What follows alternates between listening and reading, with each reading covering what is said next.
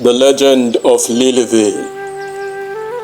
The Lilivilians have one story that binds them to the core of their existence.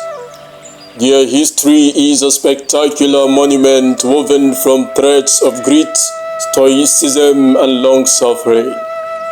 This community of alluring miniature creatures standing between 3 to 5 inches tall, with the tallest reaching 5.5 inches, stood tall in the shifting tides of time, avoiding the reckless abandon of the bazoons. Myth has it that in Lilivil, a precious crystal is engraved with the brave pinnacle of the cedar. This precious crystal, known as the Dark Link, is the only key that can open the home of Fury. A link that has been concealed since the first war that ravaged the home of the Lilivilians, who fought bravely until the last. The first war happened 6 centuries ago, sparked by the curiosity of the Prince of Lilivil. The young prince stole the Dark Link, entranced by its beauty and power. As he played innocently with the precious crystal, its reflection sparked with the sun's ray, defying the warnings of the wise old healer, Cromwell. Cromwell, the guardian of Lilivil's secret, had shared the mysteries of the Dark Link with Lord Sanus, the king of Lilivil. But the prince remained ignorant of the crystal's significance and the danger it posed. The wind began to wage an unrehearsed battle, displaying fierce acrobatics in a tornado. Water bodies swam to unfathomable depths, while the ground cracked and trembled. Airy shadows danced in the air as sudden darkness enveloped the earth. The Prince of Lilivil, paralyzed with fear, heard the ominous voice of the god of the bazoons echoing through the land. War! War! War! The prince's innocent mind reeled, but one thing was clear. Danger loomed. He sprinted as fast as his legs could carry, shouting, "Danger! Danger! Danger!"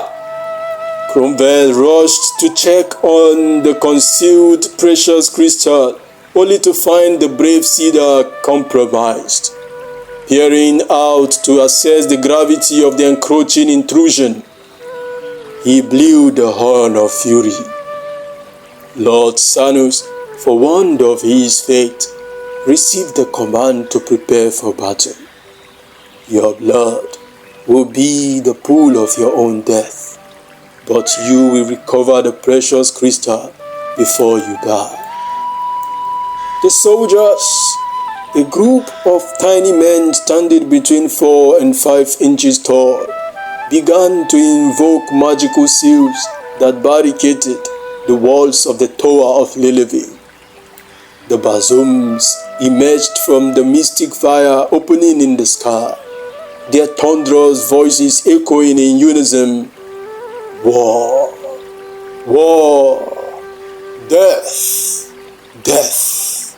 Destruction! Destruction! The Tower of Lilivil, dwarfed by the bazoom's gigantic nature, trembled with fear. The bazoons, huge and fierce, with ugly, horrific faces, positioned themselves for battle. They reached out with massive hands, grasping stones and branches from the vengeful, bitter and drought-stricken orchards.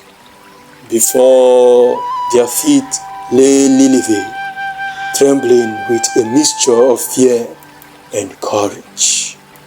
The prince, overwhelmed with fear, attempted to sneak into the tower. Lord Sanus, disillusioned and trembling, paced back and forth, hoping his son could reach the entrance. The prince moved stealthily, his feet pounding the ground soundlessly, his heart drumming with fear. As he made a final leap for the tower, a random storm from the bazoons interrupted his escape. The prince jolted, gasping, determined to reach the tower. Again, he tried to enter, but this time a gigantic finger stood before him like a mountain. The small prince, frightened by the sudden conjunction of the bazoom's hand, turned to face the ugly, sniffing face behind him. The prince screamed at the top of his lungs, his voice echoing through the tower.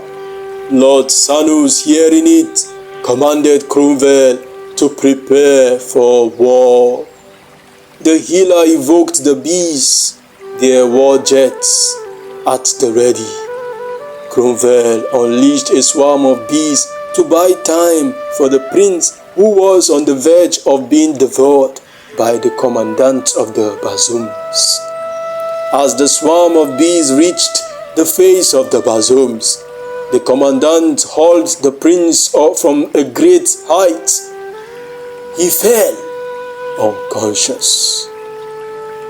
Days passed, and the prince awoke to find few Lilivilians remaining, obscure and unsure of what to do or where to go. He scurried around, reeling from the chaos in his mind. "Father! Father!" he shouted, his voice resounding through the vast emptiness.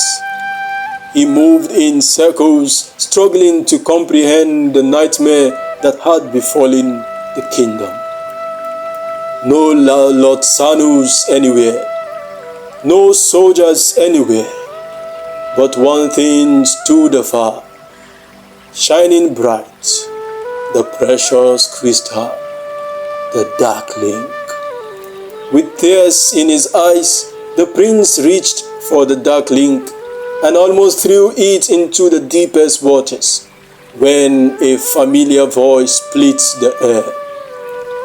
Lord Sanus fought bravely to the last, Cromwell said, his voice weak but resolute. "Cromwell, oh Cromwell, you are alive!" the prince exclaimed, relief washing over him. "Yes, your father's destiny was foreshadowed," Cromwell replied, his eyes clouding with a mix of sadness and determination. "It was a predestination of fate. Now, your reign begins, a new destiny, a new fate. You must start by concealing the dark link where none can find it." The prince nodded, his heart heavy with the weight of his newfound responsibility. Cromwell continued, his voice growing weaker. "I will lock it with the spell of magic, strong to hold it forever. For my time has come to join your father. I will die fulfilled with the magic key, so the dark link will be lost forever."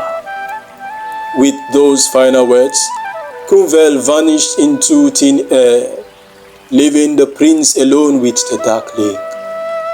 The prince, with a deep breath, hid the crystal, locking it with a powerful spell left by Cromwell. The kingdom of Lilivil was reborn, its people forever changed by the lessons of their past. The legend of Lilivil lived on, a testament to the power of courage, wisdom, and determination in the face of overwhelming adversity. The prince, now a wise and just ruler, ensured that the dark link remained hidden, its secret lost to the sand of time.